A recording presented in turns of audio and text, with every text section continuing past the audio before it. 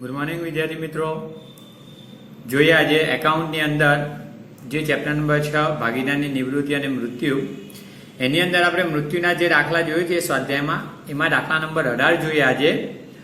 પરંતુ એ પહેલાં તમે 16 અને 17 નંબરના જે દાખલા જોયા એ બે દાખલાની અંદર ફક્ત એક પહેલા દાખલામાં મૂડી ખાતું હતું અને બીજા દાખલામાં વહીવટીકર્તાનું ખાતું હતું. જ્યારે આ દાખલાની અંદર તમારે એ તો ચૂકવણી માટે વહીવટીકર્તા, મૂડી ખાતું પ્લસ તમને મિલકતો દેવાની બાકીઓ પણ આપેલી છે. એટલે આ દાખલો તમારો આનગુણનો પૂરેપૂરો થઈ શકે ને પૂછાઈ પણ શકે, પૂછાયો પણ છે. જોઈએ દાખલા નંબર 18. ઈ, વી અને એમ 3:2:1 પ્રમાણમાં નફો નુકસાન વહેંચતા એક પેઢીના ભાગીદારો હતા એટલે એક નિવૃત્ત મૃત્યુ પામે એટલે ભૂતકાળ બની ગયો. તારીખ 31/3/2016 રોજ તેમની પેઢીનું પાકું સર્વે નીચે મુજબ હતું.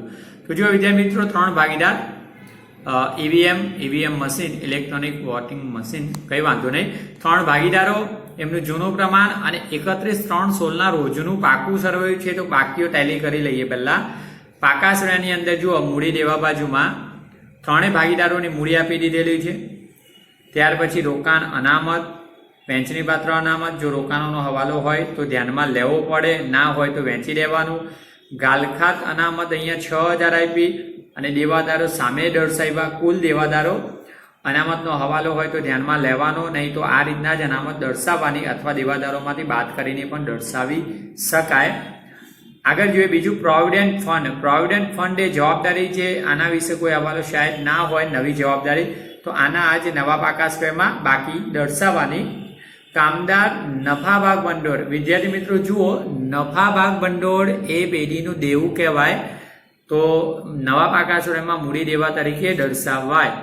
ઓકે, બીજું આપણે પાકું સર્વે આ દાખલામાં નથી પણ પૂછીએ તો દર્શાવવું પડે. લેણદારો, તો લેણદારોનો હવાલો હોય તો નવી કિંમત ધ્યાનમાં લેવી, વધારો ઘટાડો, નહીં તો આ જ કિંમત નવા પાકા સર્વેમાં દર્શાવવાની હોય. હવે મિલકતોની બાકીઓ ટેલી કરી નાખીએ. તો જુઓ, મિલકતોમાં પાઘડી, હવે આ જૂની પાઘડી કહેવાય, આ પાકું સર્વે જૂનું કહેવાય. તો આ જૂની પાઘડી એ જૂના પ્રમાણમાં બધા જ ભાગીદારો વચ્ચે માંડી વારવાની હોય, એટલે કે મૂડી ખાતે ઉધાર કરીએ છીએ આપણે. ઓકે, ત્યારબાદ જમીન, મકાન, યંત્રો, મિલકતો છે. દેવાદારો પણ મિલકત, ચાલુ મિલકત. દેવાદારોમાં સામે ગાલખાત અનામત હતી, આપણે ધ્યાનમાં લેવાની છે હવાલો હોય તો. ઓકે, હવે આ પણ ગર્ભિત હવાલો. જો વિદ્યાર્થી મિત્રો, આ હવાલો આપણે શીખતા એવા છીએ. રોકાણો, તો આઉટરમાં જે આપી છે ને 30,000 એ ચોપડે કિંમત પાકા સર્વેમાં દર્શાવેલી, પરંતુ એની બજાર કિંમત કેટલી છે? 26,000. એકચ્યુઅલી આ પ્રકારનો હવાલો નીચે આવે વધારાની માહિતીમાં કે બજાર કિંમત રોકાણોની 26,000 એમ, પણ અહીંયા આપ્યું એટલે ગર્ભિત બની ગયો. હવે આપણે ખબર જ છે કે પુનઃગઠન સમયે નિવૃત્તિ મૃત્યુ કે પ્રવેશના દાખલા પુનઃગઠન થાય એટલે મિલકતો હોય એની બજાર કિંમતો ચોપડે દર્શાવીએ. હવે આ રોકાણોની બજાર કિંમત 26,000 છે, તો આપણે ચોપડે 26,000 દર્શાવવા પડે. અને જૂની કિંમત 30,000 હતી અને નવી 26 નક્કી થઈ, તો રોકાણોમાં ઘટાડો થયો 4,000નો. રોકાણો એક મિલકત છે, રોકાણો ઘટે, નફો ઘટે તો પુનઃમૂલ્યાંકનની ઉધાર પર, પરંતુ એ માટે એનું અનામત ઊભું છે ચોપડે. જુઓ, હમણાં આપણે જોયું રોકાણ અનામત 10,000. તો આ 10,000માંથી આ રોકાણોનું 4,000નું જે નુકસાન હતું એ માંડી વરાય. તો 10,000માંથી 4,000 નુકસાન માંડી વાળો, તો 6,000નું જ અનામત વધે. એ 6,000નું જ અનામત ભાગીદારો વચ્ચે વહેંચવાનું. રોકાણોનું નુકસાન પુનઃમૂલ્યાંકન ખાતે દર્શાવવાનું નથી, જે આગળ તમે ભણતા આવ્યા. ઓકે, ત્યાર પછી રોકડ શિલ્લક. વિદ્યાર્થી મિત્રો, 40,000 જે રોકડ ખાતામાં દર્શાવાય, આપણે અહીંયા રોકડ ખાતું બનાવવાની જરૂર નથી, હોય તો દર્શાવવું પડે. ઓકે, નફા નુકસાન ખાતું, ખાસ આ દાખલાની અંદર આ જ મહત્વનો હવાલો છે. નફા નુકસાન ખાતું 42,000. હવે મિલકતોમાં આપ્યું તો નફા નુકસાન ખાતાની ઉધાર બાકી કહીશું આપણે, કારણ કે મિલકતોની ઉધાર. તો નફા નુકસાન ખાતાની ઉધાર બાકી એટલે એકત્રિત ખોટ, એટલે કે ગયા વર્ષની જે ખોટ ચોપડે દર્શાવેલી, આમાંથી જે મૃત્યુ પામે એનો ભાગ શોધીને એને મૂડી ખાતાની ઉધાર બાજુ એને દર્શાવીએ છીએ આપણે, કારણ કે એને કોર્ટમાં પણ ભાગ ભોગવવો પડે. પરંતુ આ દાખલાની અંદર નફો કે નુકસાનનો જે ભાગ મૃત્યુ સુધી શોધવાનો છે એ પણ આના આધારે છે. હવાલો આવશે ત્યારે કહીશ, પણ ધ્યાન રાખજો, અહીંયા નફો નુકસાન એટલે એકત્રિત ખોટ છે ગયા વર્ષની. આ જે નફા નુકસાન ખાતું જો મૂડી દેવા બાજુ આપે જવાબદારીઓમાં, તો એ એકત્રિત નફો કહેવાય. ઓકે, એ ભણતા આવ્યા છે આપણે. હવાલા જોઈએ તો હવાલાની અંદર તારીખ 1/10/2016 રોજ વીનું મૃત્યુ થયું. એટલે EBM એમાં વી વચ્ચેનો ભાગીદાર વીનું 1/10/16 રોજ મૃત્યુ થયું અને ભાગીદારી કરારનામા અને ભાગીદારોએ નક્કી કર્યા મુજબ. હવે જોજો, તારીખ 1/10/2016 રોજ મૃત્યુ થયું અને છેલ્લા હિસાબો ક્યારે થયા હતા? 31/3/2016. યાદ રાખજો, પાકું સરવૈયું એટલે છેલ્લા હિસાબી પત્રક છે છેલ્લા હિસાબોનું. તો 31/3/2016 રોજ પછી 1/4/2016 થી 9 વર્ષ ચાલુ થયું, ત્યારથી 1/10/2016 સુધી જે મૃત્યુ પામે એ તારીખ સુધીના હિસાબોની અસરો આપણે આપવી પડે. ઓકે, એટલે વ્યાજ, નફાનો ભાગ, આ બધી ગણતરી સમયને આધીન. તો 1/4/2016 થી 1/10/2016 સુધી 6 માસના હિસાબો જોઈશું આપણે. બીજું, હવે હવાલા જોઈએ. પાઘડીનું મૂલ્યાંકન 1,20,000 કરવું. હવે છેલ્લા 2 દાખલા જોયા આપણે મૃત્યુના. એમાં પાઘડી ગણવાની હતી સાદી સરેરાશ પદ્ધતિ મુજબ. આની અંદર કુલ આપી દીધું.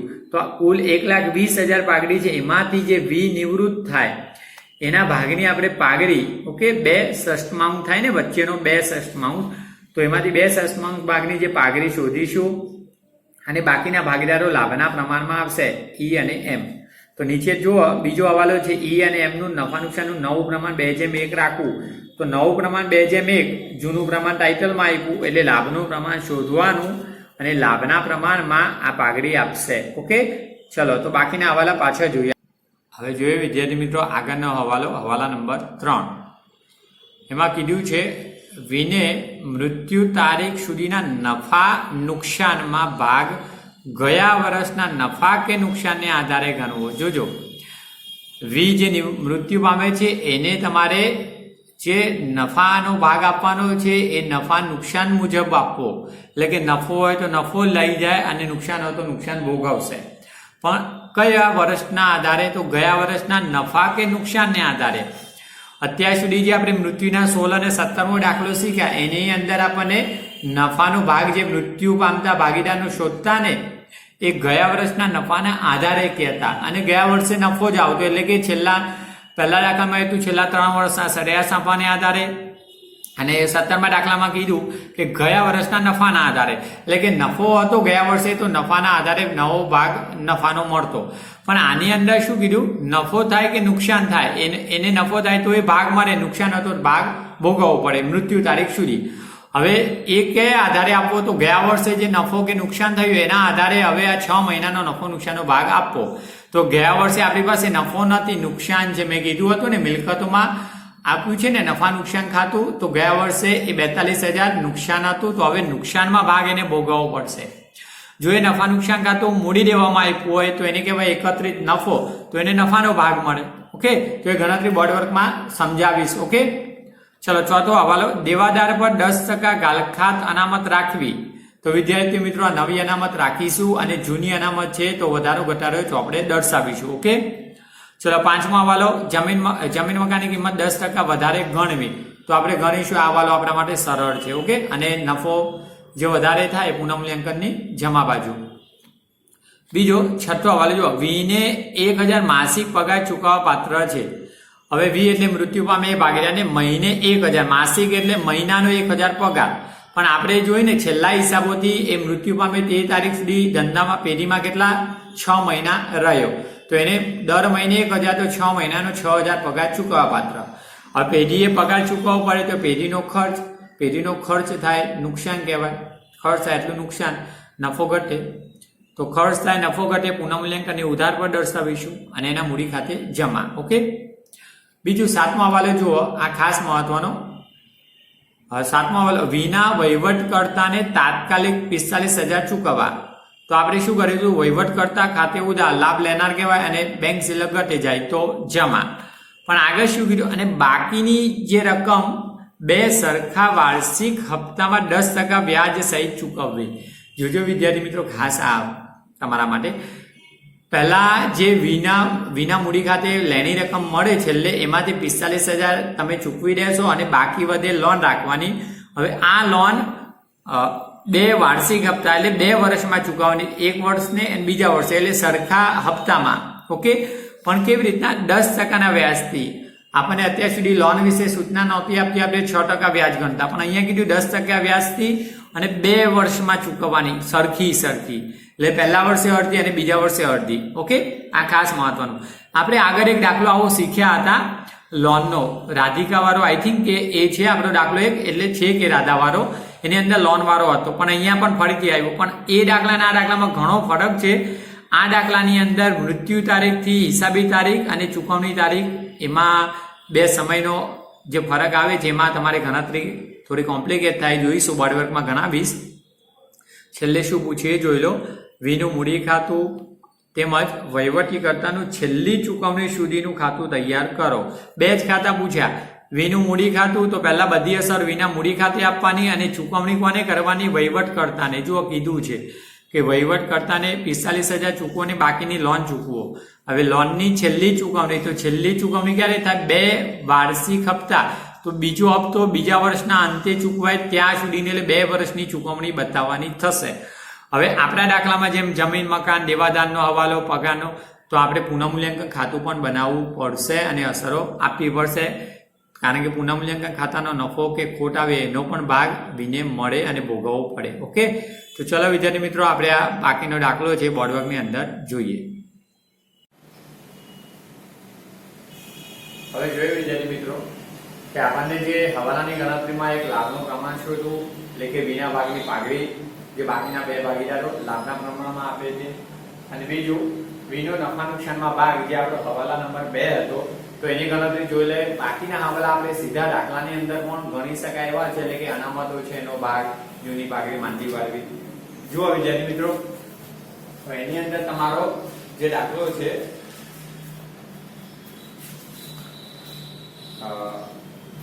એની અંદર તમને જૂનું પ્રમાણ, નવું પ્રમાણ બોર્ડવર્કમાં આપ્યું છે. તો પહેલા આપણે પાઘડી શોધીએ, પછી એનું પ્રમાણ છે તે મુજબ જે લાભના પ્રમાણમાં આપશે. તો પહેલા જોઈ લઈએ આપણે. તો જુઓ, EVM નું જૂનું પ્રમાણ ટાઇટલમાં આપ્યું 3/2/1 છે, અને જ્યારે વી નિવૃત્ત થાય છે એમાંથી વચ્ચેનો ભાગીદાર, જ્યારે E અને M જે બાકીના 2 ભાગીદારો છે, એમનું નવું પ્રમાણ 2/1 આપણને દાખલાની અંદર હવાલામાં આપેલું છે. ઓકે, તો એના પરથી લાભનું પ્રમાણ શોધી લઈએ. ઓકે, તો જુઓ, વીના ભાગની પાઘડીથી બાકીના ભાગીદારો આપે ને, એ માટે લાભનું પ્રમાણ શોધવું પડે, જે આપણે આગળ શીખતા એવા નિવૃત્ત થાય કે મૃત્યુ પામે એને પાઘડી મળે. ઓકે, તો વીના ભાગનો ભાગીદારનો લાભ બરાબર નવો ભાગ માઈનસ જૂનો ભાગ, આ સૂત્ર આપણે શીખતા એવા. ઓકે, તો શું તે પહેલો ભાગીદાર. હવે E અને M વધવાના, તો E નો લાભ બરાબર નવો ભાગ, તો નવું પ્રમાણ 2/3. ઓકે, 2/3. જ્યારે જૂનો ભાગ, તો E પહેલો ભાગીદાર છે. ઓકે, તો E નો કયો ભાગ થાય? જૂનું પ્રમાણ એટલે 3/6. ઓકે, તો આમાં લસા લઈએ તો કેટલો આવશે? 3 અને 6 નો લસા 6 આવશે. તો ચોકડી ગુણાકાર અથવા લઈ લઈએ. ઓકે, 6 દુ 12,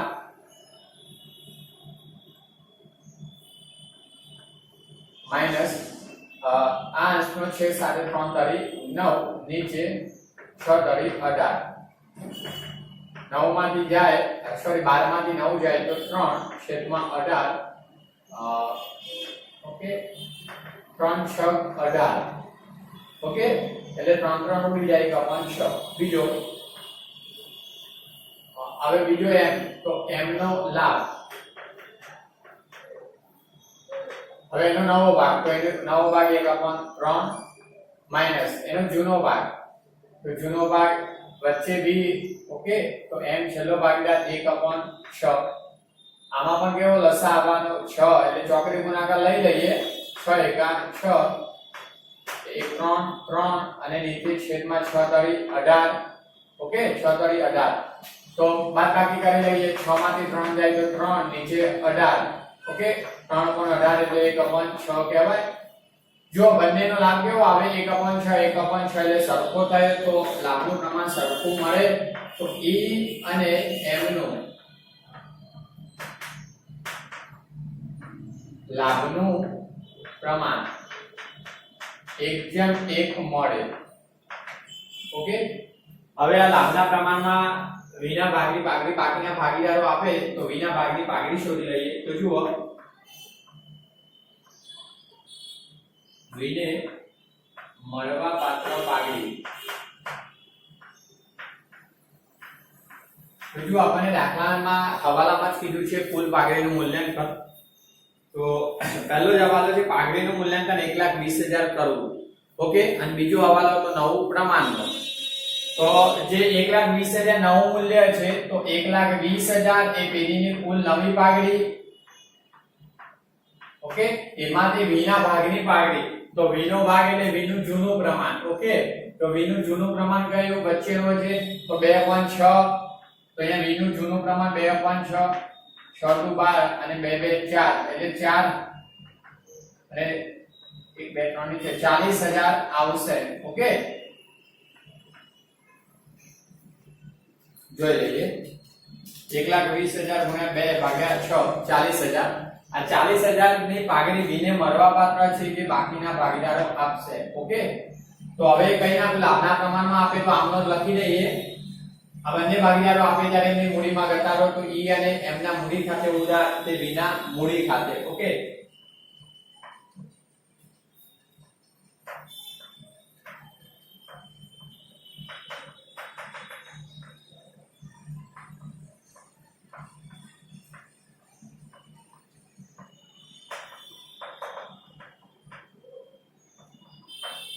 નિવૃત્ત ભાગીદાર v ને પાઘડી મળે તો v ના મૂડી ખાતે.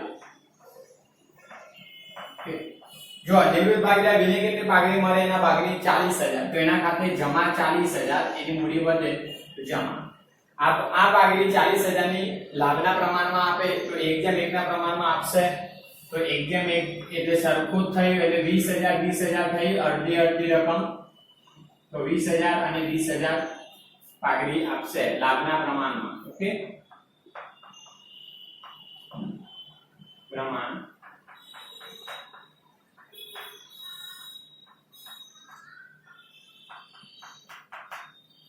લાભનું પ્રમાણ એક પ્રમાણે પાઘડી.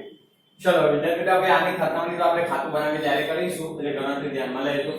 હવાલા નંબર 2 હતો આપણો એટલે કે હવાલા નંબર 2 એટલે આગળનું જોઈ લઈએ. હવાલા નંબર 3 આવતો હશે. ઓકે, ત્રીજો છે. તો ત્રીજા હવાલામાં એવું કીધું હતું વિના મૃત્યુ તારીખ સુધી નફા નુકસાનમાં ભાગ અને ગયા વર્ષના નફા નુકસાનને આધારે. તો મેં તમને બરાબર સમજાવ્યું છે અને ફરીથી પણ યાદ કરાવું. આપણે અગાઉ 16મો અને 17મો દાખલો જે શીખી ગયા એની અંદર નફાનો ભાગ આપવામાં હતો અને પણ 16મા દાખલામાં કીધું સરેરાશ નફાને આધારે. ઓકે, 3 વર્ષના સરેરાશ નફાને આધારે. તો આપણે એમાં સરેરાશ નફાને આધારે શોધ્યો. 17મા દાખલાની અંદર કીધું છેલ્લા વર્ષના નફાને આધારે નફામાં ભાગ આપો. તો આપણે શોધ્યો 85,000 હતો એનો ભાગ શોધ્યો હતો. જોજો 17મો દાખલો. આજે આ દાખલાની અંદર નફા કે નુકસાનમાં ભાગ એટલે કે જો પેઢીએ નફો કર્યો હોય તો એને ભાગ મળે અને નુકસાન હોય તો એને ભોગવવું પડે એના ભાગનું. ઓકે, અને હવે એ નફા નુકસાનનો ભાગ કેવી રીતે આપવાનો? તો ગયા વર્ષે જે થયું હોય, ગયા વર્ષે નફો થયો તો નફો મળે અને ગયા વર્ષે નુકસાન થયું હોય તો એને નુકસાન ભોગવવું પડે. હવે ગયા વર્ષે એટલે આપણા પાસે પાકું સરવૈયું છે છેલ્લા હિસાબોનું છે એમના અને 1/4 થી પછી નવા હિસાબો ચાલુ થાય. તો 1/4/16 થી એનું મૃત્યુ થયું તે 6 મહિનાનું 9 વર્ષ કહેવાય. તો એ 6 મહિનામાં કામચલાઉ નફો અથવા નુકસાન જે હોય એમાં ભાગ એને ભોગવવો પડે.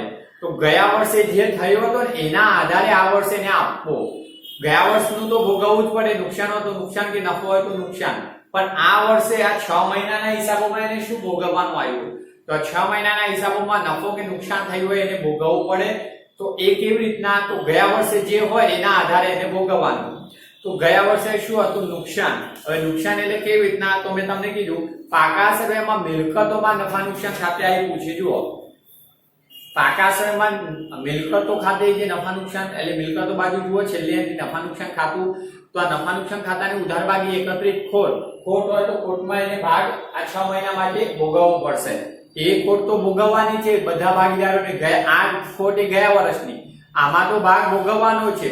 પણ આ 6 મહિનાનો નફો કે નુકસાન જે કામ ચલાવ શોધવાનું છે એ પણ ગયા વર્ષના આધારે આપવું. તો ગયા વર્ષે ખોટ હતી તો એ પણ સમયને આધીન ભોગવવી પડશે. ઓકે, તો અહીંયા જે 42,000 એકત્રિત ખોટનો ભાગ એને નુકસાન તરીકે ભોગવવાનો 42,000. જો અહીંયા મૂડી જેવા બાજુ નફા નુકસાન ખાતું આપ્યું હોય તો એકત્રિત નફો કહેવાય. તો એને નફાનો ભાગ મળે. ઓકે, તો હવે મિલકતમાં છે તો નુકસાન ભોગવવું પડે. જુઓ તો વિને મૃત્યુ તારીખ સુધીના નફા નુકસાનમાં ભાગ મૃત્યુ તારીખ સુધી એટલે છેલ્લા હિસાબોની તારીખથી મૃત્યુ તારીખ સુધી ગયા વર્ષના નફા નુકસાનને આધારે ગયા વર્ષે નફો હોય તો નફો અને નુકસાન હોય તો નુકસાન. હવે જો ચોપડે પાકાશ્રમમાં ગત વર્ષે નુકસાન 42000 હતું એટલે નફા નુકસાન ખાતાની ઉધાર બાકી આપેલ છે જે એકત્રિત ખોટ કહેવાય. ઓકે, જો પાકા સમયમાં મિલકતો બાજુ મૂડી દેવા બાજુ નફા નુકસાન ખાતું આપે તો એકત્રિત નફો, તો એ નફાનો ભાગ. ઓકે, નુકસાનની જગ્યાએ શું લખાય? નફો. ચલો તો આ નુકસાન છે આપણી પાસે અત્યારે, તો નુકસાનનો ભાગ જોઈએ સમયને આધીન. તો નુકસાનમાં છેલ્લા હિસાબો ક્યારે પૂરા થયા? 31/3/16 ના રોજનું પાકું થયું ત્યારે પૂરા થયા. અને ગયા વર્ષે જે 42000 નુકસાન હતું એ તો ભાગ ભોગવવાનો ત્રણેય ભાગીદાર હોય. પણ હવે આ મૃત્યુ પામે એને ભાગ આપવાનો છે. 6 મહિનાના ધંધો ચાલ્યો છે પેઢીનો સંયુક્ત, એમાં નફો કે નુકસાન, તો એમાં ગયા વર્ષે જે આવ્યું એના આધારે આપવાનું કીધું. તો ગયા વર્ષે નુકસાન હતું તો એનો ભાગ. તો જો નુકસાનમાં 1/4/16 થી જે નવું વર્ષ ચાલુ થાય 1/10/16 સુધી જે મૃત્યુ આ તારીખે થઈ ત્યાં સુધી કેટલા 6 માસનો ભાગ ગણી લો. 1/4/16 થી 1/10 સુધી કેટલા મહિના થાય? 6 મહિના. તો 6 મહિનાનો ભાગ એને આપવાનો નફાનો અથવા નુકસાનનો. તો નુકસાન છે ગયા વર્ષે મેં લખ્યા છે જોજો. તો વીનો નુકસાનમાં ભાગ કેટલો? તો ગયા વર્ષે નુકસાન 42000 જે નફા નુકસાન ખાતાની ઉધાર બાકી છે પાકા શ્રેયમાં. ઓકે, પાકા શ્રેયમાં ઉધાર બાકી છે તે 42000. હવે એનો ભાગ, તો દીકરા એનો ભાગ જોઈ લો. નફા નુકસાનનું પ્રમાણ તો કારણ કે બધા વચ્ચે વહેંચાય. આ નુકસાન 42000 કઈ એકલા વિના ભાગનું નથી, ત્રણેય ભાગીદારોનું છે. ઓકે, એ તો નુકસાન ભોગવવાનું છે આ પ્રમાણમાં, પણ હવે 6 મહિના માટે જે નુકસાન ભોગવવાનું છે એ પણ ગયા વર્ષના આધારે. તો એનો ભાગ કેટલો છે? વચ્ચેનો 2/6. ઓકે, હવે ત્યારબાદ વિદ્યાર્થી મિત્રો જોઈ લો કે કેટલા માસનો આ ગયા વર્ષનું ભોગવવાનું, એ તો નોંધ કરવાની છે. પણ હવે આ 6 મહિના માટે જે ધંધાનું પરિણામ આવ્યું એ નુકસાન ગયા વર્ષનું હતું એના આધારે છે.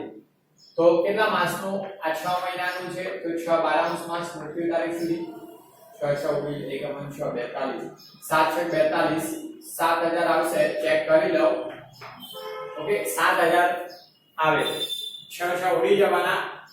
1 6 આવશે. 6 2 12 42 ને 6 વડે ભાગો તો 7 6 42. ઓકે, જોઈ લો 42000 ભાગ્યા 6 ગુણ્યા 2 ભાગ્યા 12 ગુણ્યા 6 એટલે 6999.99. પણ આપણે પોઈન્ટ નીકાળી દઈએ. ગુણ્યા 2 ગુણ્યા 6 ભાગ્યા 6 ભાગ્યા 12 7000. ઓકે, ચલો તો 7000 નું નુકસાન છે કયા ખાતે લખાય? નફા નુકસાન ઉપલબ્ધ ખાતે. ઉપલબ્ધ ખાતે આપણે આ ખાતે લખીએ છીએ. અને વિના મૂડી ખાતે ઉધાર થશે.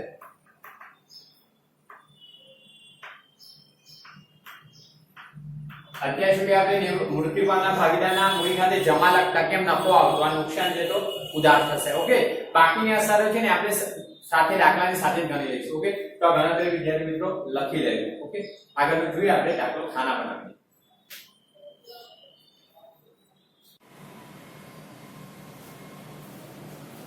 હવે જોઈએ વિદ્યાર્થી મિત્રો, આપણને 3 ખાતા પૂછેલા હતા. તો એની અંદર પુનઃમૂલ્યાંકન ખાતું, વિનું મૂડી ખાતું અને વહીવટી કર્તાનું. એટલે આપણને બે જ ખાતા છે, વિનું મૂડી ખાતું, વિના વહીવટી કર્તાનું ખાતું.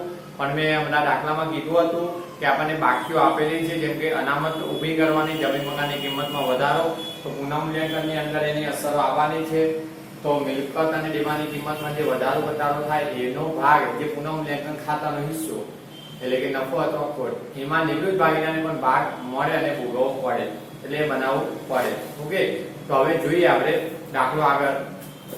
તો જુઓ ચોપડીની અંદર હવાલાથી આપણે જોઈશું. તો એ પહેલા આપણે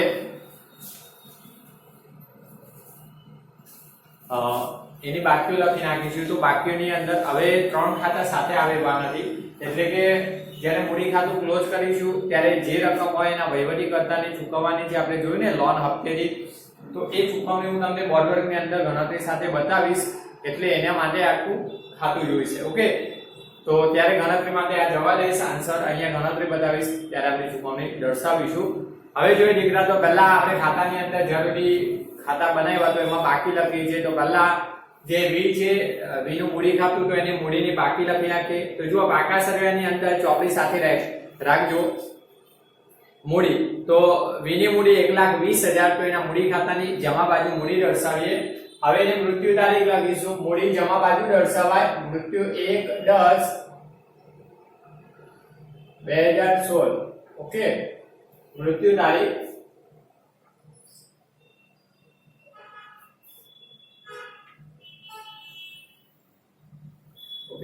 જુઓ, એને મૂડી છે 1,20,000, તો બાકી આગળ લાવ્યા 1,20,000. વેનું ખાતું છે એટલે એના મૂડી ખાતામાં તો બાકી આગળ લાવ્યા તરીકે લખાશે 1,20,000. ત્યાર પછીનો હવાલો જોઈએ. જુઓ, હવાલા નંબર 1 થી શરૂઆત કરીએ. તો પહેલો હવાલો, પાઘડીનું મૂલ્યાંકન 1,20,000 ગણવું. તો આપણે પાઘડીની ગણતરી હમણાં કરી નાખી હતી. પાઘડીનું મૂલ્યાંકન 1,20,000 હતું. એની અંદરથી જે વી મૃત્યુ પામે છે એના ભાગની પાઘડી આપણે શોધી 40,000. જે બાકીના ઈ અને એમ લાભના પ્રમાણમાં આપે છે. તો આમનોંધ પણ ગણી લીધી. જો આમનોંધની ખતમ નહીં કરું, એકલું વી નું મૂડી ખાતું છે, તો ઈ ના મૂડી ખાતે ઉધાર, એમ ના મૂડી ખાતે ઉધાર છે, અને વી ના મૂડી ખાતે જમા. તો આની જમા બાજુ હવે ખતમ નહીં કરાય. આપણે વી નું મૂડી ખાતું બનાવ્યું, તો વી ના મૂડી ખાતે જમા છે, તો જમા બાજુ ખતમ નહીં કરીશું. તારીખ જે દિવસે મૃત્યુ થાય એ તારીખે હિસાબો કરાય છે, એ તારીખ લખવાની. હવે ઉધાર ખાતાના નામ, તો ઉધાર મૂકવાનું ઈના મૂડી ખાતે કૌંસમાં પાઘડી, અને બીજો ભાગીદાર એમ હતો તો એમના મૂડી ખાતે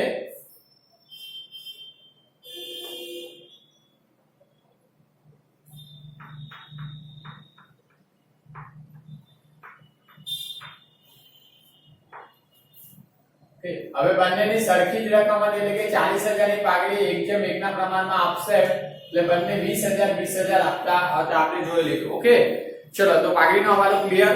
હવાલા નંબર આગળ જોઈએ બીજો. તો ઈ અને એમ નું નફા નુકસાનનું નવું પ્રમાણ 2:1 રાખવું, જે આપણે જોઈ લીધું લાભના પ્રમાણ માટે જરૂરી હતું. ત્યાર પછી પાછળ જોઈએ ત્રીજો હવાલો.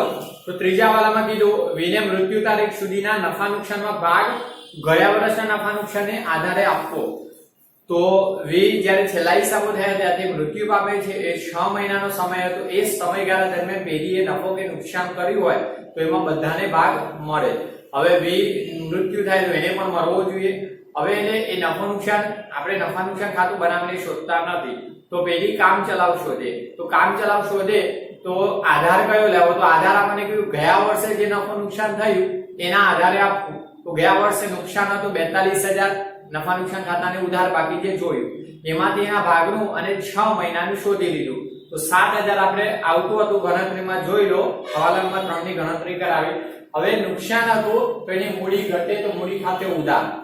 16 અને 17મો જે દાખલો મૃત્યુ અંગેના કર્યા, 18મો છે ને, 16, 17 કરે એમાં નફાનો ભાગ મળતો, તો નફો મળે અને તો એની મૂડી વધે, તો જમા બાજુ દર્શાવતા. હવે નુકસાન આવે તો ઉધાર બાજુ, તો ઉધાર બાજુ લખવાનું 1/10/2016. કામ ચલાવ નુકસાન એટલે કયા ખાતે લખાય? નફા નુકસાન ઉપલબ્ધ ખાતે. નફા નુકસાન ઉપલબ્ધ ખાતે.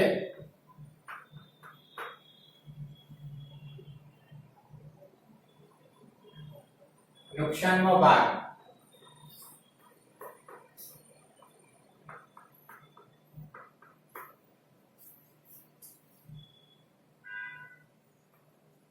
નફા નુકસાન ઉપલબ્ધ ખાતે, નુકસાનમાં ભાગ કૌંસની અંદર કેટલો હતો? તો 7,000 આપણે જોયો ગણતરીની અંદર, 7,000 એના ભાગે નુકસાન.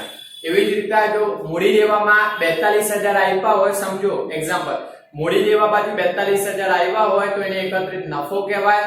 તો 42,000 નો જે આપણે એનો ભાગ અને 6 મહિનાનો જે શોધીએ તો 7,000 જે આવ્યો તો નફાનો ભાગ થાય તો જમા બાજુ. ઓકે, તો એ રીતના આપી શકે છે. ચલો, એ હવાલો થઈ ગયો. ત્યાર પછી ચોથો હવાલો જુઓ, દેવાદારોના 10% ગાલખાત અનામત રાખવી, દેવાદારો પર 10% ગાલખાત અનામત રાખવી. તો જૂના પાકા સૂરાની અંદર પહેલા જોઈ લો, ચોપડીની અંદર પહેલા મિલકતોની અંદર જુઓ યંત્રો, જે ત્રીજી એન્ટ્રી છે એની નીચે આપ્યા દેવાદારો, કેટલા 80000. તો જુઓ દેવાદારો, કુલ દેવાદારો 80000. તો પહેલા એની ગાલખાત અનામત જે હવાલામાં કીધી હોય ગાલખાત અનામત ઊભી કરવાની, તો માઈનસ ગાલખાત અનામત, હવાલામાં 10%, તો 80000 ના 10% એટલે 8000 થાય. આઉટરમાં 80000 માંથી 8000 બાદ થાય એટલે 75000. હવે આ પાકા સરવાળામાં દર્શાવવાના હોય, બનાવવાનું કે ત્યારે આપણે પાકું સરવાળું બનાવવાનું નથી. હવે તમને નવી અનામત 10% લેખે કેટલી ઊભી રાખવાની છે 8000, જે 10% લેખે. હવે એ જ પાકા સરવાળાની અંદર જુઓ મૂડી દેવા બાજુ, તો મૂડી દેવા બાજુમાં તમને ગાલખાત અનામત જુઓ 6000 આપી રોકાણ અનામતોની નીચે, એટલે કે જૂની 6000 આપણી પાસે છે પહેલાથી અને નવી 8000 રાખવી કીધું. તો હવે 6000 હતી એની અંદર કેટલા વધારવા પડે 8000 રાખવા 2000, 6000 ની અંદર 2000 વધારો એટલે નવી 8000 થાય. હવે ગાલખાત અનામત એટલે જોગવાઈ, જોગવાઈ 2000 વધારો તો નફો ઘટે, નફો ઘટે તો પૂનમ લેખન ખાતાની ઉધાર બાજુ. ઓકે, આ હવાલો આપણા માટે જૂનો થયો, તો લખી લેવાનું ગાલખાત અનામત ખાતે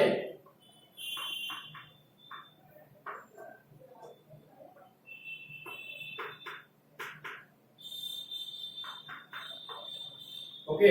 જો 8000 જૂની નવી માઈનસ 6000 જૂની, 8000 નવી માઈનસ 6000 જૂની લખવાની કોઈ જરૂર નથી, જાણકારી માટે લખ્યા છે.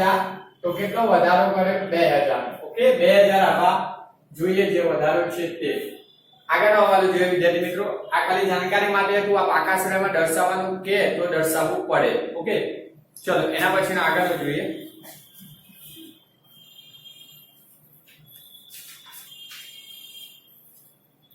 હવાલા નંબર 5, જમીન મકાનની કિંમત 10% વધારે ગણવી. તો જમીન મકાનની કિંમત એટલે મિલકતમાં વધારો છે. જુઓ પાકા શ્રેણીમાં પાઘડીની નીચે બીજી એન્ટ્રી જમીન મકાન 2 લાખ આપ્યા, તો 2 લાખના 10%. ઓકે, મિલકત 2 લાખ, 2 લાખના 10% એટલે 20000. તો 20000 મિલકત વધે, નફો વધે. જમીન મકાન એટલે મિલકત, મિલકત વધે, નફો વધે, નફો વધે તો પુનઃમૂલ્યાંકનની જમા પર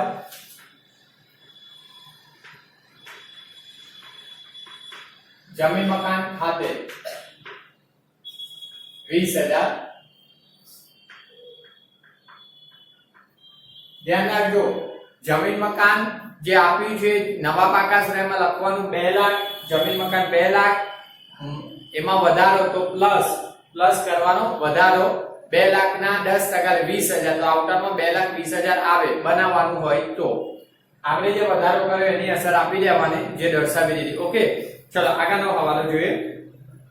ખાસ જૂની અને નવી બુકની અંદર એક જે જવાબ હતો એટલે કે એક હવાલાનો ફરક હતો. જૂની બુકમાં 12000 આન્સર આવે છે પુનઃમૂલ્યાંકન ખાતાનો, નવી બુકમાં 18000 આવે છે અને એ 6000 નો ડિફરન્સ આવે છે 18 અને 12000 માં. એ હવાલા નંબર 6 જુઓ, વીને 1000 માસિક પગાર ચૂકવવા પાત્ર છે.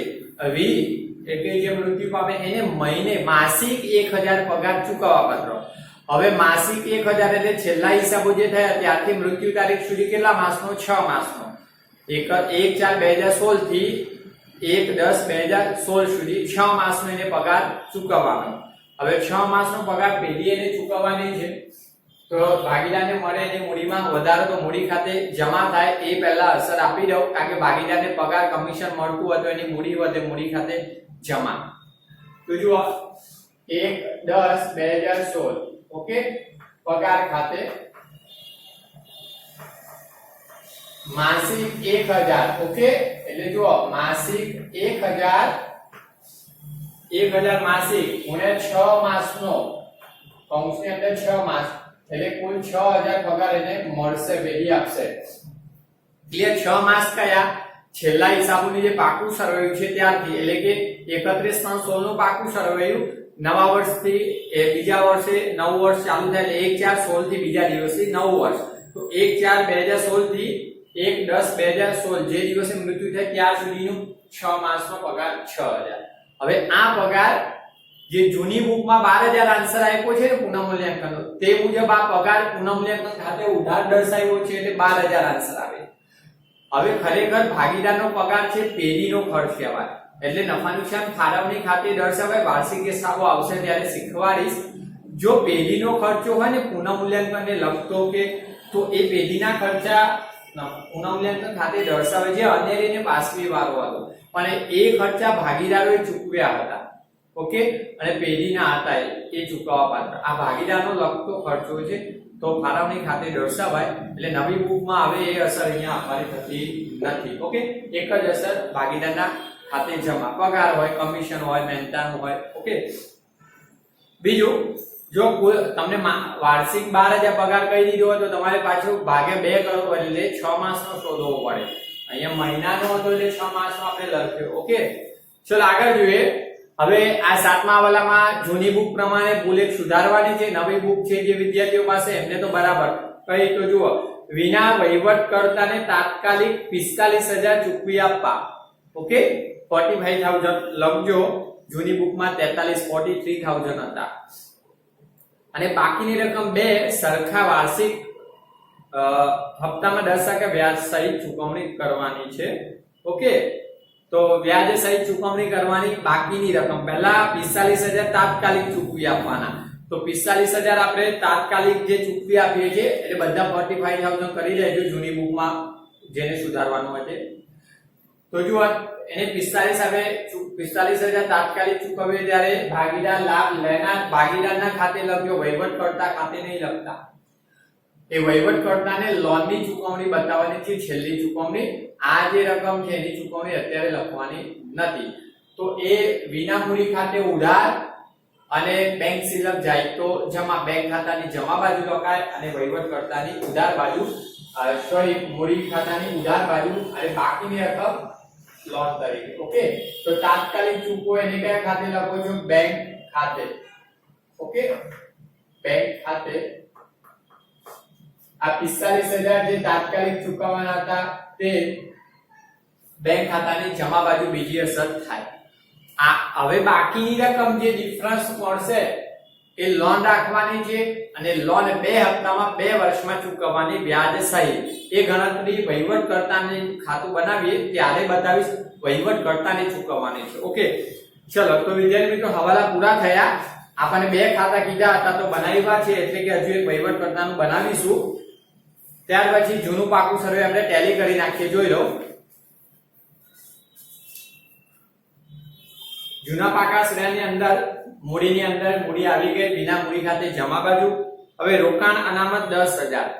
તો 10000 પૂરેપૂરું ફરવાય નહીં. સામે એક જુઓ રોકાણોનો હવાલો છે ગરબી. ઓકે, તો એ જોઈ લો, દેવાદારની નીચે મિલકતોમાં જુઓ, દેવાદારની નીચે રોકાણો આપ્યા. કૌંસમાં બજાર કિંમત 26000 ને આઉટરમાં 30000. તો હવે નવી કિંમત જે 26000 એ ચોપડે દર્શાવવી પડે.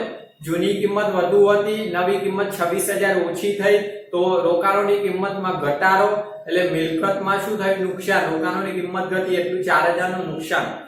ઓકે, 30000 - 26000 એટલે 4000 નું નુકસાન. એ 4000 નું નુકસાન જે માટે અનામત ઉભો એમાંથી માંડી વરાય આપણે શીખતા આવ્યા. તો આ રોકાણોનું અનામત 10000 છે ને, તો જુઓ રોકાણ અનામત 10000 છે. ઓકે, મૂડી દેવા બાજુ માઈનસ નુકસાન 4000. તો હવે કેટલું અનામત વધ્યું? 6000. આ 6000 નું અનામત કેવું રહેશે? વેચની વાત. આ નુકસાન કયું? 30000 એની જૂની કિંમત, 26000 એ બજાર કિંમત.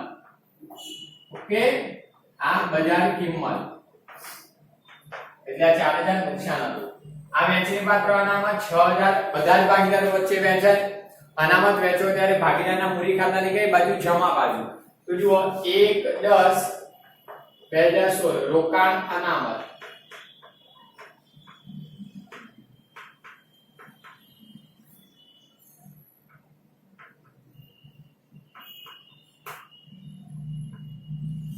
હવે જો દીકરા આ એનું જૂનું પ્રમાણ આપ્યું છે 3/2/1.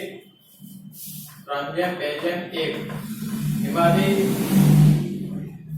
જે v છે તે વચ્ચેનો ભાગીદાર હતો તો એના ભાગનું શોધી લઈએ આપણે 6000 માંથી v ના ભાગનું તો જુઓ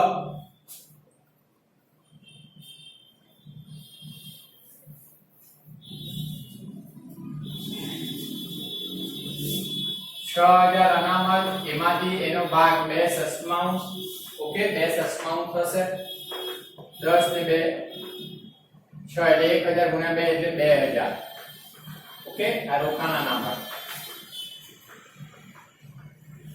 કેટલું આવશે 2000 આગળનો હવાલો હવે ઓકે રોકાણોનું નુકસાન હવે પુનઃમૂલ્યાંકનમાં દર્શાવવાનું નથી ત્યાર પછી જોઈએ ગાલખાત અનામત એનો હવાલો હતો એ કરી નાખ્યો પ્રોવિડન્ટ ફંડ તો એ ક્યાં દર્શાવાય નવા પાકા શ્રેયમાં પાકું સર્વે બનાવવાનું નથી પણ ત્યાં દર્શાવવું પડે ચલો કામના નફા ભાગ ભંડોળ આપણે દેવું છે તો દેવું પણ નવા પાકા શ્રેયમાં મૂડી દેવા બાજુ દર્શાવાય વહેંચણી પાત્ર અનામત નથી જો કામદાર અકસ્માત વળતર ભંડોળ આપે તો જ વહેંચવાનું લેણદારો ચલો નવા પાકા શ્રેયમાં મૂડી દેવા તરીકે દર્શાવીશું સામે જો મિલકતોમાં પાઘડી તો મિલકતોમાં પહેલી હશે 24000 ની પાઘડી આ કઈ પાઘડી જૂની પાઘડી બધા જ ભાગીદારો વચ્ચે જૂના પ્રમાણમાં માંડી વાળું ત્યારે મૂડી ખાતે શું કરાય છે ઉધાર તો પહેલા લખી નાખું જુઓ 1 10 16 પાઘડી કૌંસમાં જૂની ઓકે હવે જો આ જૂની પાઘડી માંડી વાળી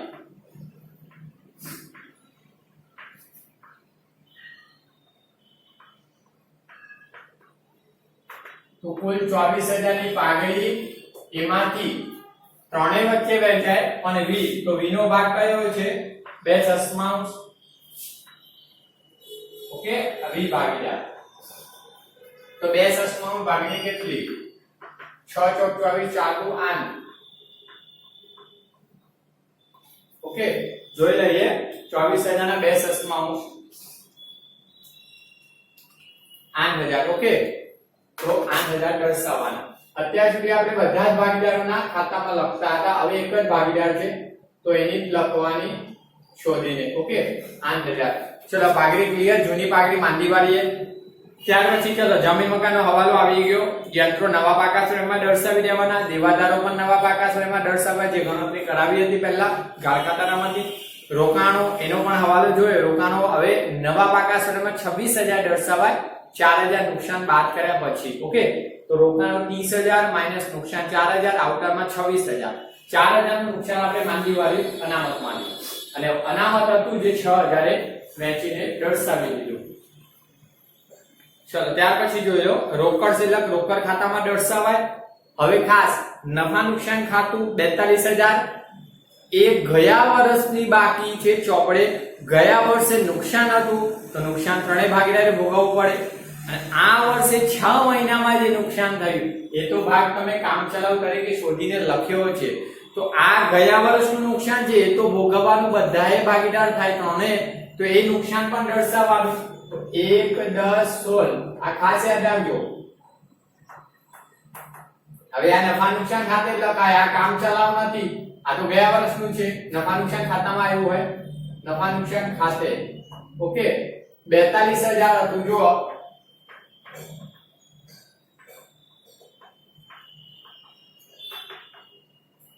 નફા નુકસાન ખાતું ઉધાર બાકી આ 42000 માં એનો ભાગ ઓકે v નો ભાગ તો v નો ભાગ આપણે જોઈએ 2/6 તો 2/6 ભાગનું જુઓ 7 6 42 7 નું 14000 આના 2/6 ભાગનું કેટલું આવ્યું 2/6 ભાગનું 14000 તો એ 14000 ગયા વર્ષનું નુકસાન 14000 એને ભોગવવાનું થયું જો એ જ બાબત નફા નુકસાન ખાતું મિલકતમાં આપ્યું હોય તો નફાનો ભાગ તો અહીંયા લખવો પડે ગયા વર્ષનો હતો તે અને આ 6 મહિનાનું તો જે તમે ભોગવવાનું નુકસાનના આધારે જે ગણ્યું 6 માસનો હવાલામાં તે આ 6 માસનું ઓકે કામ ચલાવે એટલે ઉપલબ્ધ ખાતે આ ભૂલ નહીં કરતા આવા દાખલા આવે ત્યારે ચલો પૂરી થઈ ગઈ બધી અસરો મિલકતની પણ હવે આપણે આ ક્લોઝ કરી નાખીએ અને બાકી શોધી લઈએ તો પુનઃમૂલ્યાંકન ખાતામાં જુઓ 20000 જમા બાકી વધારે સરવાળો છે તો લખી નાખીએ 20000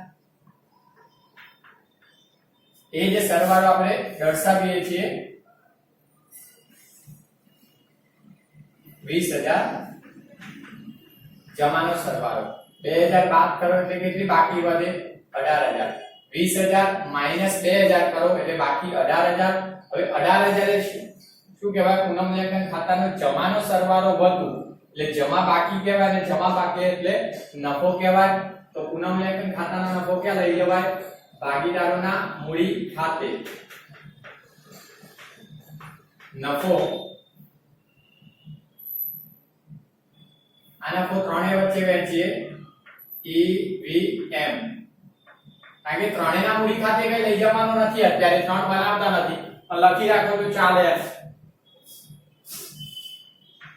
ચલો 18,000 ને આ જૂના પ્રમાણ વહેંચીએ 3/2 ગુણ્યા 3 ભાગ્યા 6 તો પહેલા ભાગીદારનો 9,000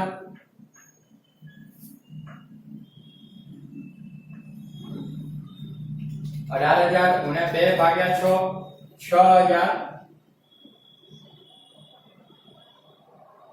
9,000 6,000 9 ને 6 14 બીજાનો 4,000 છેલ્લાનો સોરી 3,000 ઓકે 6 3 9 2 18 ચલો એમાં વીનો કેટલો ભાગ આવ્યો તો વીનો 6,000 હવે જો પુનઃ મૂલ્યાંકન ખાતે ઉધાર બાજુ દર્શાવ્યો તો તમારે મૂડી ખાતાની કઈ બાજુ જમા બાજુ પ્રોસેસર આવશે તો મૂડી ખાતાની જમા બાજુ લખીએ 1 10 16 અહીંયા લખવાનું કયા ખાતે પુનઃ મૂલ્યાંકન ખાતે નફો તો જો અહીંયા લખીશું પુનઃ મૂલ્યાંકન ખાતે નફો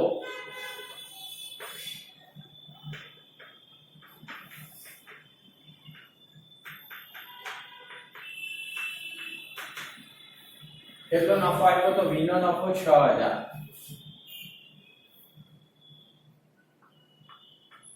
ચલો હવે પુનઃ મૂલ્યાંકન ખાતું ક્લોઝ થઈ ગયું તો આપણે વીનું ખાતું ક્લોઝ કરીને અહીં હવે જે તમે 45,000 તાત્કાલિક ચૂકવી દીધા બાકી વધે લોન મળશે ઓકે તો શોધી લઈએ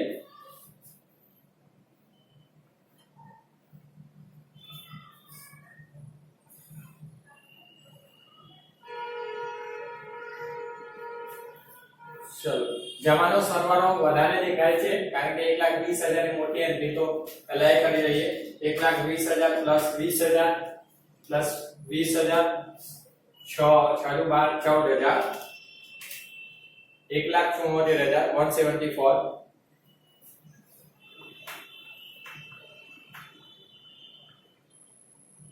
એ સરવાળો મૂકી નાખીએ 1,74,000 बात કરી લઈએ ઉધારની અસરો બાદ કરી નાખીએ તો -7,000 -45,000 -8,000 અને -14,000 તો જે બાકી આવે છે 1 લાખ ઓકે આ 1 લાખની બાકી એ શું કહેવાશે લોન હવે જુઓ તો 1 લાખ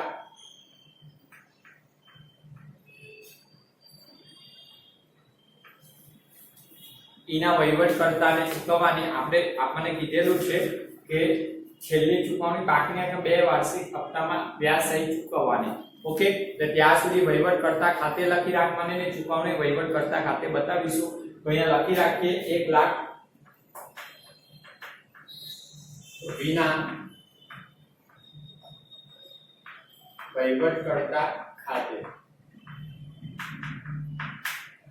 ઓકે આ રકમ હવે કઈ તારીખે 1/10/2016 ના રોજ જે લેણી રકમ હતી એમાં 45,000 તાત્કાલિક ચૂકવણીની અસર આપી દીધી હતી પછી જે ડિફરન્સ મળ્યો 2 હપ્તામાં ચૂકવવાની એટલે કે સૂચના નથી વહીવટકર્તા ખાતે એની લોન લખી રાખીશું ને ચૂકવણી કરીશું એનું વહીવટકર્તાનું ખાતું હવે ધ્યાન આપજો 1/10/2016 ના રોજ બાકી આપી છે તો હું અહીંયા જે એવું હતો બતાવીશ આ રકમ રહેશે ખ્યાલ આવ્યો તો આ 2 વર્ષમાં ચૂકવવાની હિસાબી વર્ષ અને ચૂકવણીનું વર્ષ એમાં ફરક આવશે એટલે ગણતરી ખાસ મહત્વની છે તો બોર્ડની અંદર ગણાવું છું તો વિદ્યાર્થી મિત્રો પહેલા અત્યારે આ ખાતા લખી લો શાયદ હું અહીંયા ગણતરી બતાવું છું એટલે આ ખાતું ના પણ રહે ઓકે તો આ લખી લેજો આ જવા દેશે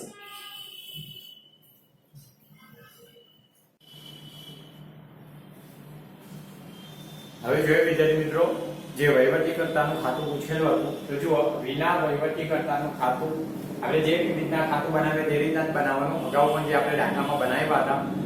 હવે જુઓ અહીંયા મેં છેકીને દાખલો રાખેલો છે એનું મૂડી ખાતું. અહીંયા મેં બધી રકમો ખાતું બનાવવા માટે છેકી દીધેલી છે, પણ જોજો ત્યાં એક એન્ટ્રી નીચેથી છેકીને ઉપર લખી આ જ ખાતામાં. જે આપણે વહીવટકર્તા ખાતે લખ્યા 1,45,000 તાત્કાલિક ચૂકવ્યા અને બાકીની 1 લાખ, બાકીની રકમો તમે ઉતારી લીધી હશે. મેં જાણકારી અહીંયા બતાવવા માટે છેકીને ઉપર લખેલી છે 1 લાખની એન્ટ્રી. ઓકે, હવે 1 લાખ ચૂકવવાના છે વહીવટીકર્તાને 2 વર્ષની અંદર 2 સરખા હપ્તામાં. હવે આ 1 લાખને 2 વાર્ષિક હપ્તામાં, એટલે કે 2 હપ્તા પાડી દો તો 1 લાખના 2 હપ્તા, પહેલા 50,000 ચૂકવો અને બીજા વર્ષે 50,000. પહેલા વર્ષે 1 લાખ વાપરો છો અને વર્ષના અંતે 50,000 ચૂકવો. બીજા વર્ષે 50,000 વાપરો છો અને પછી ચૂકવી દો છો. તો પહેલા વર્ષે 1 લાખ પર વ્યાજ ગણવાનું અને બીજા વર્ષે 50,000 ચૂકવાઈ જાય પછી બાકીના 50,000 વધે એના પર ગણવાનું છે. ઓકે, હવે જુઓ વિના વહીવટીકર્તા ખાતે પહેલા એન્ટ્રી છે ને ચૂકવવાની તે લાવીએ.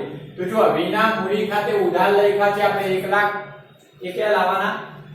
મૂડી ખાતે. તો મૂડી ખાતાની સોરી વહીવટીકર્તાની જમા બાજુ 1,10,000 જે તારીખે મૃત્યુ પામે તે તારીખે. હવે જે ખાતેથી લાવ્યા તે ખાતાનું, તો અહીંયા શું લખાય? વિના મૂડી ખાતે ક્રોસ અસર. અહીંયા વહીવટીકર્તા ખાતે લખ્યું તો અહીંયા વિના મૂડી ખાતે ક્રોસ અસર. ઓકે, હવે આ 1 લાખને આપણે 2 વાર્ષિક હપ્તામાં ચૂકવવાના છે. ઓકે, 2 વાર્ષિક હપ્તામાં. હવે જુઓ આની ચૂકવણી કેવી રીતના?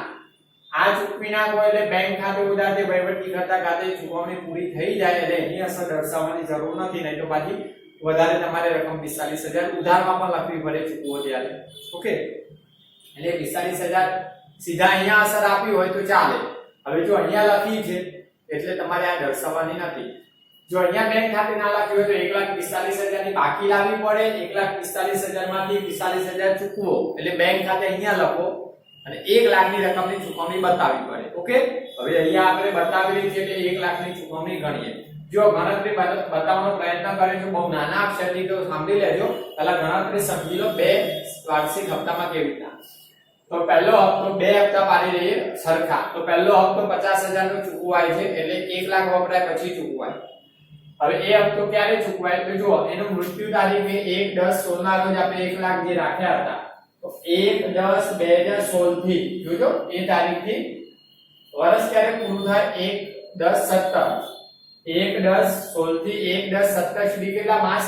12 માસ. ઓકે, આ 12 માં પ્રથમ હપ્તો આ તારીખે ચૂકવાય. તો જુઓ આ 12 માસનો હપ્તો 1/10/17 ચૂકવાય 50,000, અડધી રકમ 1 લાખની અડધી. ઓકે, તો 12 મહિના થયા. હવે આમાં શું થાય? ચૂકવણી ક્યારે થાય છે? 1/10 થી 1/17. ઓકે, 12 માસમાં. પણ વચ્ચે હિસાબી સમય આવી જાય હિસાબો પૂરો કરવાનો. કેવી રીતના? કારણ કે તમે પાકું સર્વે જોયું હતું. પાકું સર્વે 31/3/2016 ના રોજ, એટલે કે માર્ચમાં હિસાબો બને છે. હવે બીજું વર્ષ ક્યારે પૂરું થાય? 31/3/17. એટલે કેવી રીતના જોઈ લો? 1/10/16 થી 31/3/17 હિસાબી વર્ષ આવી જાય.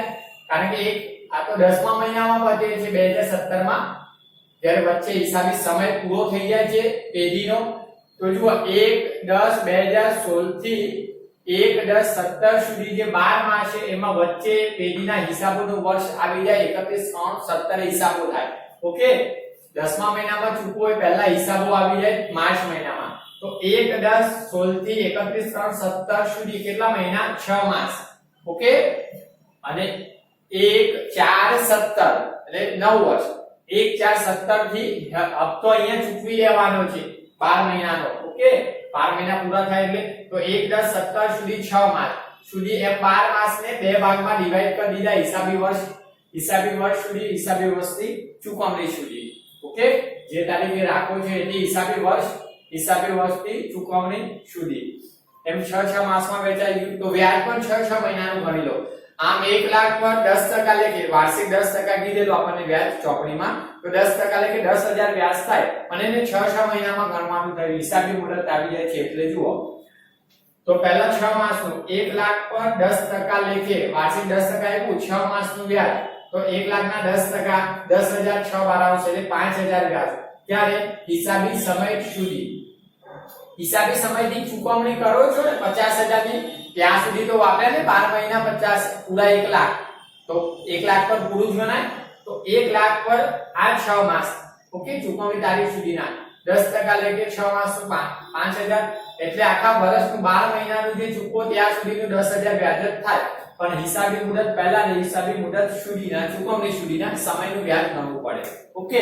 તો જુઓ એ રીતના હવે 1 10 17 એ હપ્તો ચૂકવાઈ ગયો 50,000, હવે તમારી પાસે 1 10 17 એ ચૂકવ્યા એટલે 10મા મહિના પછી 11મો મહિનો થી બીજો મહિનો ક્યારે 1 10 18 ચૂકવા 12 માસ થયા ઓકે। તો આ 12 મહિનાને અંતે ચૂકવો છો તો જો બીજો હપ્તો 1 10 18 ના રોજ ચૂકવાય, રોજ રૂપિયા 50,000 જે વહીતા ને ચૂકવાય, બીજા 50,000 ક્યારે વર્ષના અંતે, બીજા વર્ષના અંતે એટલે 50,000 આ 12 મહિના વાપર્યા તમે ઓકે। હવે જુઓ આ તારીખે ચૂકવાય છે તો ત્યારે જ્યારે ચૂકવ્યો એ તારીખથી જ લખું છું, એ તારીખથી 1 10 18 1 10 17 થી 1 10 18 સુધી તમે આ 50,000 નો હપ્તો વાપરો છો ચૂકવ્યા પછી, તો બીજું વર્ષ 1 10 18 ના રોજ સુધીનું ચૂકવાય છે, આ 12 મહિનાનું છે 1 17 થી 1 10 18। હવે એ સમય દરમિયાન પણ વચ્ચે એનો હિસાબી મુદત જેમ 17મા વર્ષ પૂરું થાય એમ 18મા થાય ને, તો 1 10 17 10મો મહિનો પછી 11મો 12મો 17નું વર્ષ પૂરું, ડિસેમ્બર જાન્યુઆરી ફેબ્રુઆરી માર્ચ 18 આવી ગયું, તો ત્યાં સુધી હિસાબી મુદત આવી ઓકે। આ હિસાબી મુદત અને હિસાબી મુદત પછી બીજું વર્ષ ચાલુ થયું ત્યાં સુધી એની ચૂકવણીની તારીખ આવી ગઈ 1 10 18 ચૂકવી રહ્યો છો, બીજો હપ્તો આ 12 માસનો, તો ચૂકવણી તારીખ સુધી 6 માસ, તો વ્યાજ પણ એ રીતના। તો જો બાકીના જે 50,000 વહીતા હતા એ તમે આખું વર્ષ વાપર્યા છે તો 50,000 પર 10% એટલે 6 માસનો 50,000 એના 10% એટલે 5,000 6 માસનું વ્યાજ એટલે અડધું થયું 2500। એવી જ રીતે ચૂકવણી તારીખ સુધી 6 માસનું, તો જો 50,000 ના 10% ઓકે એટલે 5,000 આ 6 માસનું એટલે 6 12 માસ એટલે 2500 ઓકે। તો બસ આ ગણતરી બતાવવાનો પ્રયત્ન કર્યો, હવે લખવાનું કેવી રીતના જુઓ તો વહીવટી કરતા ખાતે જે 1 લાખની ચૂકવણી કરવાની હતી એ આપણે 1 10 16 લાવી દીધી ઓકે। હવે ત્યાં સુધી પહેલા ચૂકવો ને ત્યારે ચૂકવવાના છે પ્રથમ હપ્તો 1 10 17 ઓકે, પૂરા 12 મહિનાને અંતે 1 10 17, તો ત્યાં સુધી વ્યાજ ગણવું પડશે, બે વખત વ્યાજ આવશે 6 મહિનાનું 6 મહિનાનું પછી ચૂકવો ને વ્યાજ ગણીને, તો પહેલા 6 મહિનાનું વ્યાજ ગણી લઈએ ઓકે। ત્યારે હિસાબી તારીખ સુધીના ચૂકવો એ પહેલા શું આવી જાય છે હિસાબો પૂરા કરવાની તારીખ, 1 10 17 ચૂકવો એ પહેલા હિસાબી તારીખ આવે હિસાબો પૂરા કરવાની, તો હિસાબો પર વ્યાજ પહેલા ગણી દેવું પડે। તો જુઓ 1 લાખ પર 6 માસનું વ્યાજ કેટલું થાય ઓકે 10% એટલે કે 5,000, વ્યાજ વહીવટકર્તાની કઈ બાજુ જમા બાજુ, કારણ કે વ્યાજ સહિત રકમ ચૂકવાય એટલે વ્યાજ જમા બાજુ લખાય, તો અહીંયા વ્યાજ ખાતે ઓકે ગણતરી 12 લખેલી છે અહીંયા એટલે અંદર લખતો નથી, કેટલું વ્યાજ આવ્યું 5,000 ઓકે। આ ચાલુ હિસાબી વર્ષ પૂરું થઈ ગયું તો પૂરું કરી નાખીએ હિસાબી વર્ષ, ટોટલ મેળવી લઈએ, હિસાબી વર્ષ પૂરું થઈ જાય એટલે ખાતું ક્લોઝ થઈ જાય, તો 1,05,000 આવ્યા, એક ટોટલ આપણે મૂકી દઈએ ઉધાર બાજુ 1,05,000, તો આ વર્ષને અંતે કેટલી બાકી વધી 1,05,000 ઓકે। આ બાકી છે 31/3/17 જે બાકી પૂરેપૂરી મળી નવા વર્ષે આગળ ખેંચો ઓકે, તો બાકી આગળ લઈ ગયા, આ જે બાકી વધી એ નવા વર્ષે આગળ ખેંચો, તો નવા વર્ષે આગળ ખેંચીએ, નવું વર્ષ ક્યારે ચાલુ થાય જો તારીખ ખાસ 1/4/17 ચાલુ થશે, માર્ચ મહિનાની ત્રીજી અથવા 31 માર્ચ 17 પૂરું થઈ, તો 1/4/17 બીજા દિવસથી નવું વર્ષ ચાલુ થયું, તો નવા વર્ષે બાકી આગળ લાવો, બાકી આગળ લાવ્યા કેટલી 1,05,000 લોન અને વ્યાજ સહિતના બાકી ઓકે, બાકી આગળ ખેંચી લીધી। હવે જુઓ વિદ્યાર્થી મિત્રો તમારે ચૂકવણી તારીખ આવી ગઈ 1/10/17 બીજું વર્ષ ક્યારે પૂરું થાય જુઓ 1/4/17 થી 31/3/18 જોજો આ હિસાબી વર્ષ ક્યારે પૂરું થાય થી 1/4/17 થી 31/3/18 પૂરું થાય તો હિસાબી વર્ષ પહેલા ચૂકવણી તારીખ આવી જાય છે જુઓ તો ઓકે તો ચૂકવણીની નોંધ કરીશું ઓકે તો 50000 ચૂકવો એ પહેલા એનું વ્યાજ 6 મહિનાનું કરવું પડે ને હિસાબી તારીખ થી ચૂકવણી તારીખ સુધી 6 માસનું વ્યાજ તો કઈ તારીખે જે તારીખે ચૂકવો છો એ તારીખ સુધી વ્યાજ ગણો તો 31/1/10/17 ત્યાં સુધીનું પહેલા વ્યાજ તો વ્યાજ ખાતે લખો કેટલું 1 લાખ પર 5000 વ્યાજ અમકું એ વ્યાજ ગણી લીધું ઓકે હવે વ્યાજ સહિત ચૂકવણી કરો છો 1/10/17 તો હવે વ્યાજ ગણાઈ ગયું હવે ચૂકવી લો ચૂકવો ત્યારે આમનો શું થાય વહીવટી કરતા લાભ લેનાર તો વહીવટી કરતા ખાતે ઉધાર અને પેઢીમાંથી બેંક શિલ્લક જાય તો બેંક ખાતે જમા બેંક ખાતે જમા વહીવટી કરતા ખાતે ઉધાર તો એની ઉધાર બાજુ લખવાનું વહીવટી કરતા ખાતે ક્યારે ચૂકવો છો 1/10/17 ઓકે 1/10/17 શું લખવાના બેંક ખાતે કેટલી રકમ ચૂકવો છો 50000 હપ્તો પ્લસ 5000 6 મહિનાનું વ્યાજ હિસાબી મુદત પહેલા અને હિસાબી મુદત પછીના 5000 વ્યાજ પ્લસ 5000 જોજો 50000 નો હપ્તો એટલે અડધી રકમ હિસાબી મુદત પહેલાનું 6 મહિનાનું વ્યાજ અને હિસાબી મુદત પછીના 6 મહિનાનું જે ચૂકવણી તારીખ સુધીનું વ્યાજ ઓકે એટલે થયા 50 5 ને બાદ 10 ને 60000 ચૂકવ્યા આ 60000 માં 50000 નો હપ્તો ચૂકવ્યો સરખા હપ્તામાં એટલે 50000 અને 12 મહિનાનું વ્યાજ થઈ ગયું 6 માસે ગણ્યું હતું પણ 12 મહિનાનું 10000 વ્યાજ 1 લાખ પર ઓકે ચલો હવે 31/3/18 પૂરું થાય વર્ષ તો 31/3/18 પહેલા તો 6 મહિનાનું વ્યાજ હવે તમે આ તારીખે ચૂકવો છો ત્યાંથી 9 વર્ષ પૂરું થાય હિસાબી વર્ષ એ પહેલા 6 માસ જે 50000 વાપર્યા એનું વ્યાજ તો 1/10/17 થી જ્યારે ચૂકવો એ તારીખથી હિસાબી મુદત થાય પહેલા 6 મહિના વાપર્યા છે 50000 એનું વ્યાજ 2500 તો પહેલા એ વ્યાજ લખી દો કઈ તારીખે 31/3/18 ખ્યાલ આવ્યો 1/10/17 થી 31/3/18 6 માસનું વ્યાજ તો અહીંયા લખીશું વ્યાજ ખાતે ગણતરી બાદ લખી છે 50000 પર 6% કારણ કે 50000 તો ચૂકવાઈ ગયા 1/10 એ ચૂકવાયા પછી 31/3/17 31/3/18 સુધી 6 મહિનાનું વ્યાજ કેટલું 2500 ગણ્યું છે ઓકે હવે આ તારીખે હિસાબો પૂરા થાય તો હિસાબી વર્ષ પૂરું ક્લોઝ કરી નાખીએ ચલો તો હિસાબી વર્ષ પૂરું થઈ ગયું વ્યાજ ગણાઈ ગયું ત્યાં સુધીનું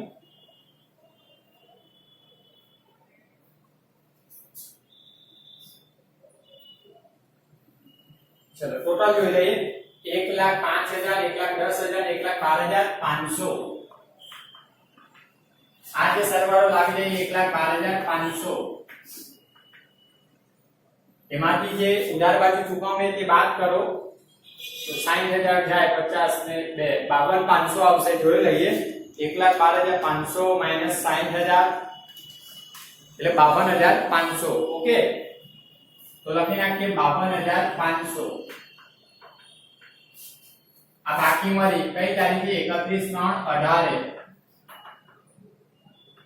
बाकी आगर लई गया ओके आ बाकी नवा वर्षे आगर खेचो पेलीનું નવું વર્ષ હિસાબી વર્ષ 1/4/18 શરૂ થયું 31/3/18 પૂરું થયું તો બીજા દિવસે 1/4/18 શરૂ થયું નવું વર્ષ पहले बाकी आगे खेची लावो बाकी आगे लाव्या बाकी आगे लाव्या ओके કેટલી 52,500 52,500 ओके જો હવે આ વર્ષ ક્યારે પૂરું થાય 1/4/18 થી 31/3/19 12 મહિના થાય ને જોજો 1/4/18 થી हिसाबी वर्ष ओके 31/3/19 માં પૂરું થાય પણ એ પહેલા તો આપણે આ રકમ છે એ ચૂકવાઈ જાય છે 31/19 પહેલા તો 1 10 18 50,000 ચૂકવાઈ જાય તો 31/3/18 સુધીનું વ્યાજ ગણી લીધું છે ગયા હિસાબી વર્ષમાં આવ્યું હવે નવું હિસાબી વર્ષ 1/4/18 થી ચૂકવણી તારીખ આવી ગઈ આપણી 1/10/18 આપણે ચૂકવીએ છીએ આ 12 મહિનાનું વર્ષ હતું તો ચૂકવણી તારીખ સુધી 6 માસનું વ્યાજ ગણીએ પહેલા તો વ્યાજ કઈ તારીખે ગણો છો 1/10/18 ઓકે તો વ્યાજ ખાતે તો વ્યાજ કેટલું તો જો 50,000 પર 10% એટલે કે 6 મહિનાનું વ્યાજ આ 6 મહિનાનું 2500 રૂપિયા ઓકે ચલો વ્યાજ ગણાઈ ગયું આ તારીખ સુધીનું હવે આ તારીખે આપણે હપ્તો ચૂકવી દઈએ બીજો વાર્ષિક 50,000 તો ચૂકવણી કરી દઈએ ઓકે ચૂકવણી કરીએ ત્યારે વિદ્યાર્થી મિત્રો આમનો શું થાય હમણાં કરીને આપણે આ તો વહીવટી કરતા લાભ લેનાર અને બેંક સિલક જાય તો જમા પેઢી ચૂકવે ત્યારે વહીવટી કરતા લાભ લેનાર વહીવટી કરતા ખાતે ઉધાર તે બેંક ખાતે ઓકે તો વહીવટી કરતા ખાતે ઉધાર એની જેમ કઈ તારીખે ચૂકવો છો 1/10/18 તો અહીંયા 1/10/18 શું લખવાનું બેંક ખાતે કઈ રકમ ચૂકવશે તો બીજો હપ્તો 50,000 બીજો જેમાં પહેલો હપ્તો 50,000 નો તો બીજો હપ્તો 50,000 રૂપિયા ઓકે પ્લસ વ્યાજ તો અગાઉના 6 મહિનાનું વ્યાજ ગણ્યું આ તારીખ સુધીનું ગણ્યું ને 6 મહિનાનું એ 2500 રૂપિયા વ્યાજ અને પછીના 6 મહિનાનું 2500 વ્યાજ જે નીચે ગણ્યું છે આપણે ઓકે આ 2500 તો કુલ કેટલું થયું 50,000 પર આ 2500 ને 5 એટલે 5500 થયું સોરી 55,000 50,000 2500 ને 2500 5,000 એટલે 55,000 55,000 કયા 50,000 પર આ 12 મહિનાનું વ્યાજ તો 50,000 ના 10% એટલે 5,000 વ્યાજ થઈ ગયું પણ હિસાબી મુદત પહેલાનું અને હિસાબી મુદત પછીનું એ તો તમારે શીખવાનું છે આ દાખલામાં ક્લિયર ચલો તો દીકરા જોઈ લો 1/10/17 સુધીના 12 માસમાં તમારે જે ચૂકવણી હતી કરી નાખી ખાતું ક્લોઝ કરો પૂરી થઈ જાય અસરો વ્યાજ ગણાઈ ગયું ઓકે અને તમે રકમ 50,000 ની ચૂકવી દીધી તારીખે બીજો હપ્તો ક્લોઝ જો બંને બાજુનો સરવાળો સરખો એટલે કે 55,000 આવશે ઓકે 52,500 અને 2500 55,000 તો આ બાજુ પણ તમારી એક જ એન્ટ્રી છે 55,000 ઓકે સરવાળો જોઈ લેજો અહીંયા બે એન્ટ્રીનું ટોટલ પણ 55,000 અહીંયા પણ 55,000 જે ચૂકવી દીધા ક્લોઝ થઈ ગયું હવે કોઈ બાકી ના હોય ને 50,000 ને વ્યાજ ચૂકવી દીધું તો ખાતું ક્લોઝ જો તમારો અહીંયા આન્સર આવે તેનો મતલબ તમારે એન્ટ્રી ખોટી પડી હોય બાકી નીકળે નહીં તમે બધી રકમ ચૂકવો બીજો હપ્તો પહેલો હપ્તો ને બીજો હપ્તો ખાલી વ્યાજ 6 મહિના 6 મહિના 6 મહિના લઈ કે અલગ અલગ હિસાબી સમયનું ગણવાનું તો જો ચૂકવણીનો તારીખ રાખો છો જે તારીખથી 12 મહિના સુધી વચ્ચે હિસાબી મુદત આવે અને બીજો હપ્તો આ તારીખથી ચૂકવો છો એ 12 મહિનામાં ફરીથી એક હિસાબી મુદત આવે તો હિસાબી મુદત આવે છે એ પ્રમાણે નોંધ કરવાની ઓકે તો બસ વિદ્યાર્થી મિત્રો આ ગણતરી પણ લખી રાખજો કામ લાગશે જોવા માટે અને આગળ જો આ ગણી દીધું છે એટલે વહીવટી કરતાનું ખાતું બનાવી દો હવે આ પ્રકારનો એક બીજું પણ હવે દાખલો છે છેલ્લો લગભગ 19મો દાખલો આપણે આવશે આના પછી તે ગણીશું આ પ્રકારે છે ઓકે અને મૃત્યુના દાખલાના ઉદાહરણ પણ કરજો ઓકે એટલે આ ગ્રુપમાં આ પ્રકારની કોમ્પ્લિકેટેડ ગણતરી પૂછી શકે ઓકે